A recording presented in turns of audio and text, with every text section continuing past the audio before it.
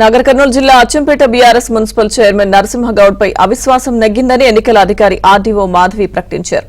ఏకపక్షంగా వ్యవహరిస్తున్నారనే కారణంతో 13 మంది సభ్యులు చైర్మన్ పై అవిశ్వాస తీర్మానం ప్రవేశపెట్టారని తెలిపారు. ఇవాళ ఎమ్మెల్యే వంశీకృష్ణతో కలిపి 16 మంది కౌన్సిల్ సభ్యులు హాజరయ్యారని తెలిపారు. అవిశ్వాస తీర్మానానికి అనుకూలంగా చేతులెత్తి తమ అంగీకారం తెలిపారని ఆర్డీఓ తెలిపారు. అచ్చంపేట పురపాలక సభ్యులు మొత్తం 20 మంది, ఎమ్మెల్యే గారితో కలిపి 21 మంది.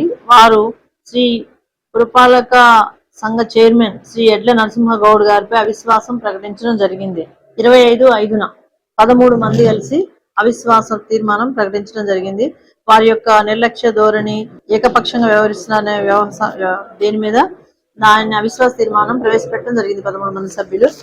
నెక్స్ట్ ఇవాళ మనము 11 AM కి మనం మీటింగ్ పెట్టడం జరిగింది. దానికి గాను గౌరవ సభ్యులు 17 మంది అటెండ్ అయ్యారు. 16 పురపాలక సభ్యులు ప్లస్ 1 ఎమ్మెల్యే గారు అటెండ్ అవ్వడం జరిగింది. 17 మంది కూడా మనము చేతులెత్తి వారి యొక్క మెజార్టీ తెలియజేయడంగా కుదిరింది. 17 మంది కూడా అవిశ్వాసానికి పాజిటివ్ గా ఫేవర్ గా అనుకూలంగా ఓటింగ్ చేయడం జరిగింది. వ్యతిరేకంగా జీరో ఓట్లు పడ్డాయి కాబట్టి అవిశ్వాసం అనేది నెగ్గింది. ఈ ఇన్ఫర్మేషన్ అనేది మనము గౌరవ కలెక్టర్ గారి దృష్టికి తీసుకువెళ్తాము. తదుపరి కలెక్టర్ గారి ఆదేశాల ప్రకారంగా మనము ఎన్నికల